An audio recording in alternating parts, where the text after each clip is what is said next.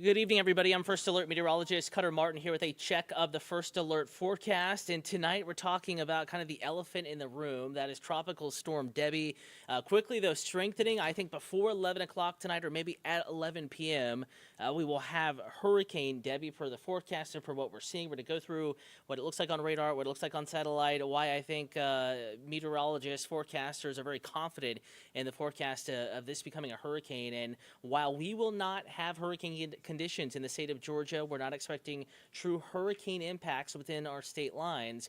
We will have heavy rain, torrential rain, historic rainfall totals, which could, of course, possibly lead to some historic flooding compared to some of the infamous floods that the state of Georgia has had. Think back to Alberto in 1994 in middle and southwestern parts of the state. Think back to Faye in 2008, Florida into South Georgia, and back to Hurricane Elena, all the way back into the mid-'80s. Some of the more infamous, slow-moving, kind of erratically moving tropical systems that have drenched parts of the state of Georgia and brought some significant flooding to parts of the southeast. All of the calling cards are there with this system, and we're pretty confident that this is going to be a doozy for some, especially when it comes to rainfall for parts of the state of Georgia, not necessarily for the city of Atlanta.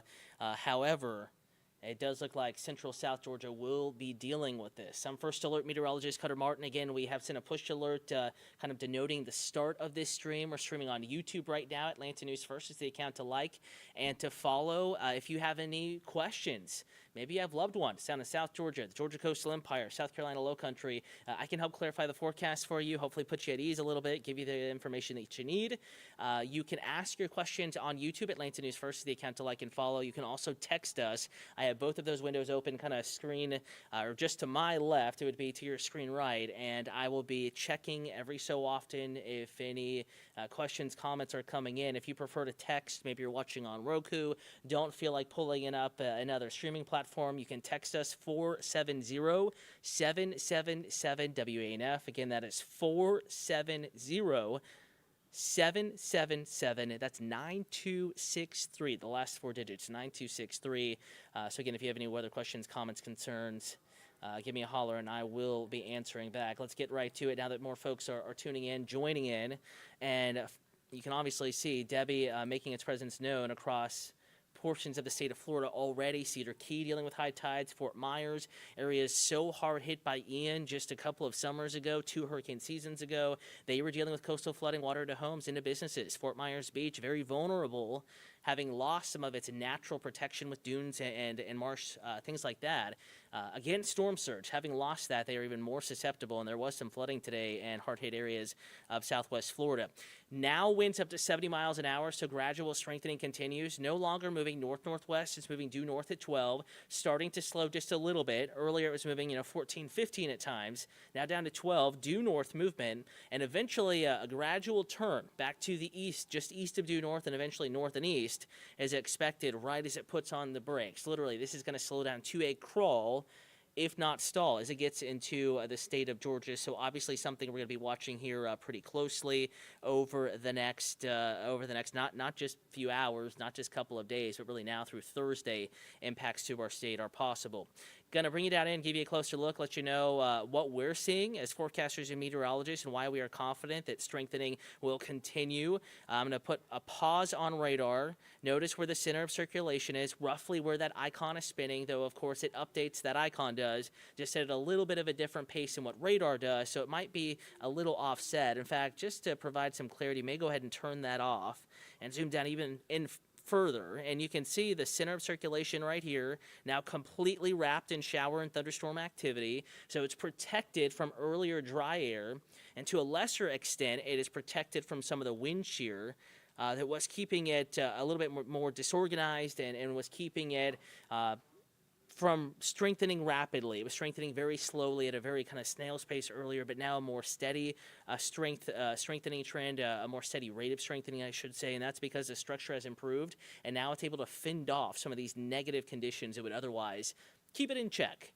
But unfortunately, with those conditions now having less of an impact on the system, we fully expect this to continue strengthening, becoming a hurricane, forecast to become a Category 1, 85, 90-mile-per-hour sustained winds. And it's within the realm of possibility that it could push that Category 2 limit and threshold. Again, the National Hurricane Center even says, especially, not as recently they don't say this, but historically the notion has been to always prepare for a category higher than what it is forecast to make landfall as. And there's good reason for that.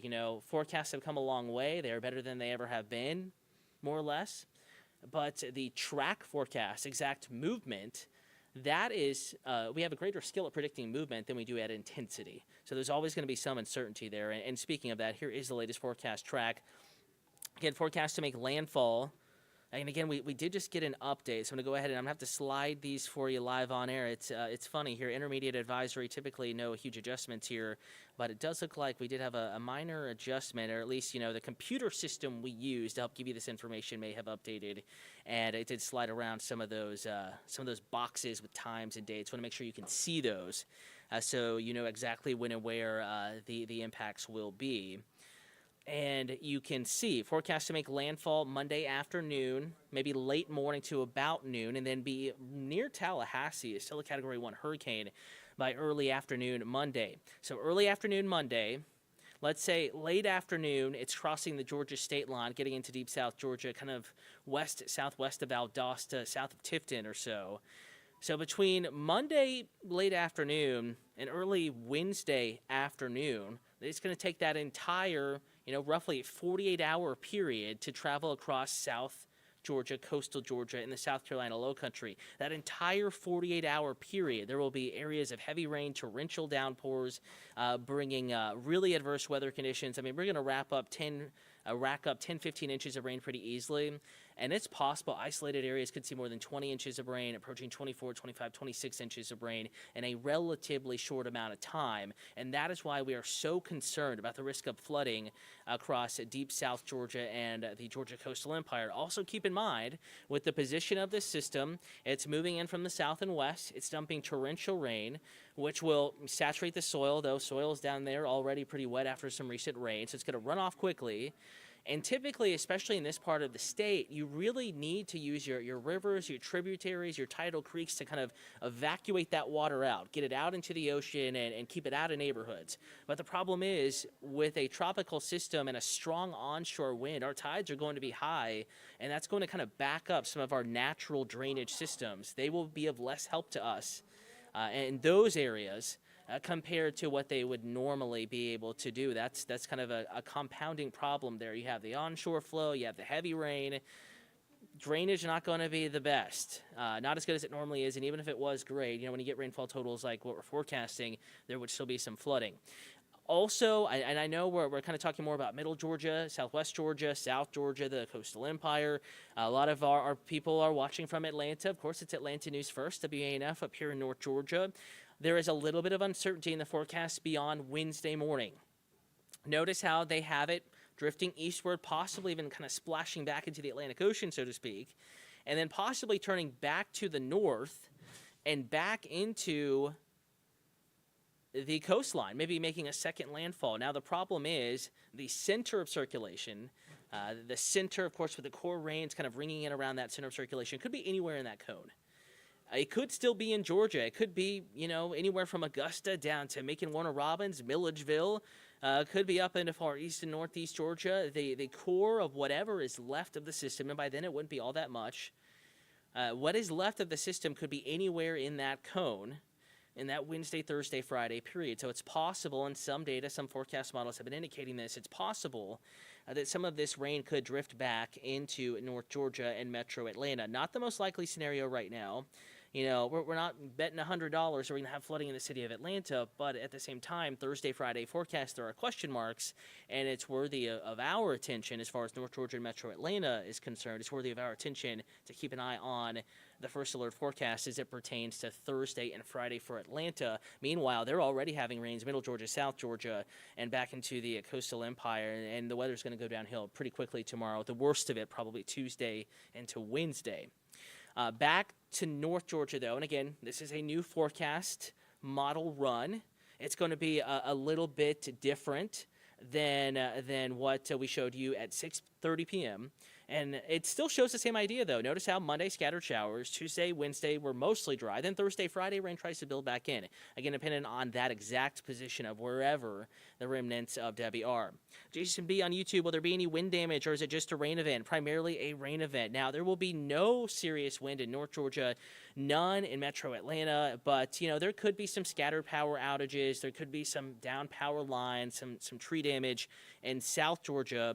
On up from Brunswick, Statesboro, Savannah, the Beaufort area, low country of South Carolina, Charleston, South Carolina. Sure, there will be some gusty winds. There will be some spotty to scattered power outages, and there will be some tree damage, especially with saturated soils. But the real concern with the system, Jason, is the risk of flooding.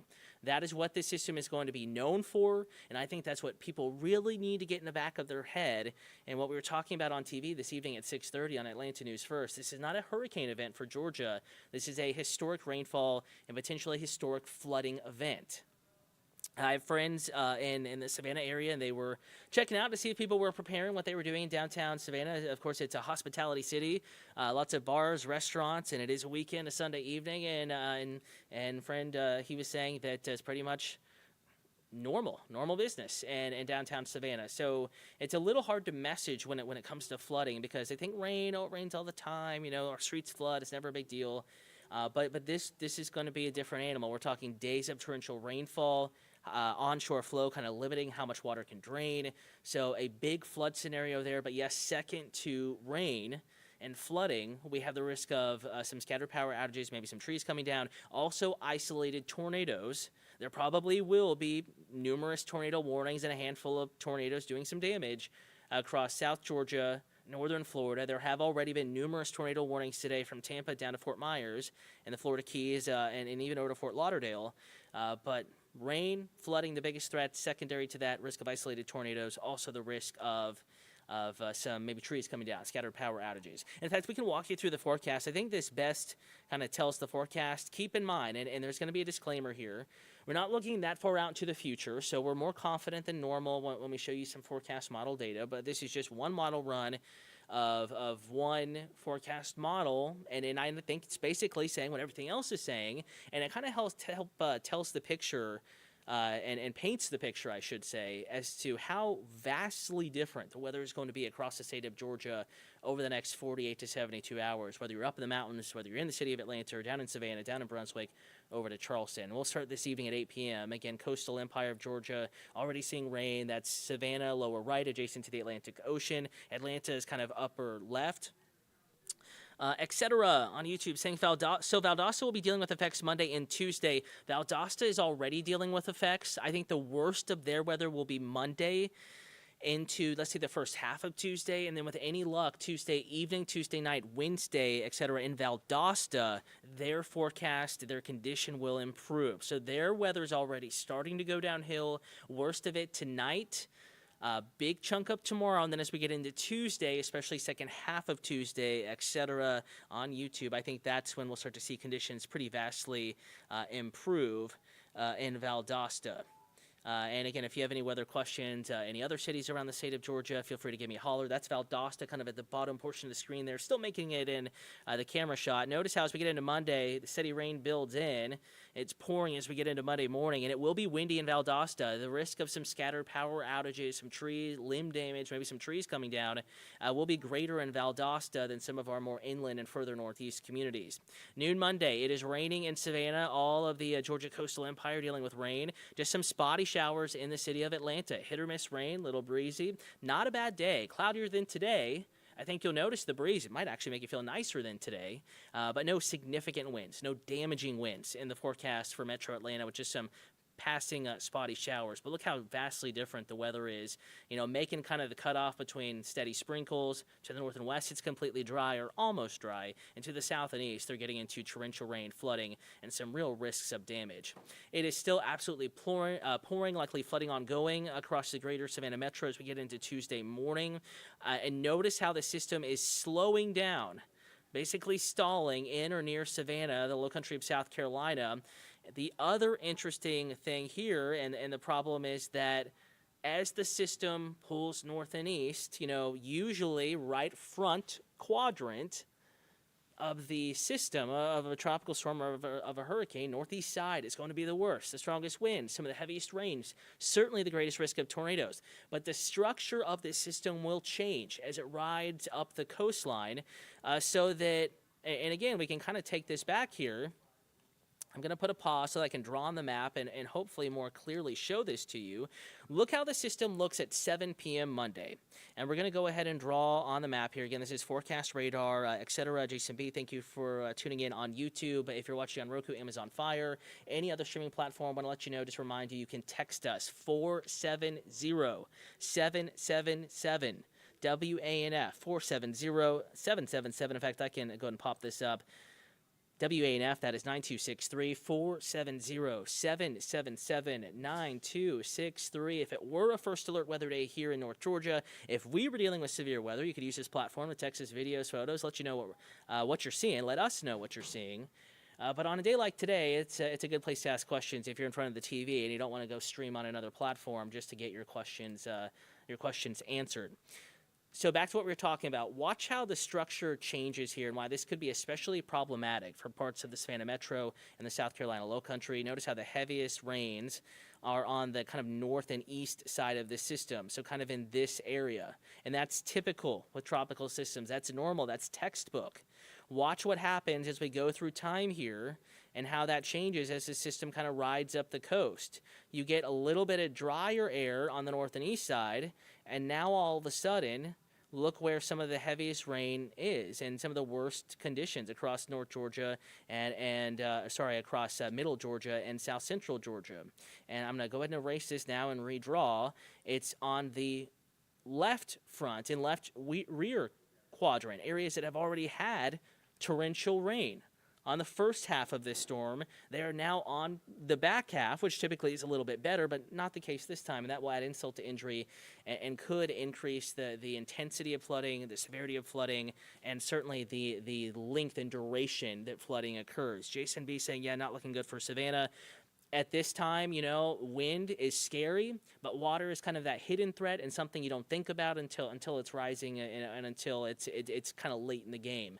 So I know that the city of Savannah, we have a sister station there, WTOC. I have friends, reporters there. They've been putting out a lot of information.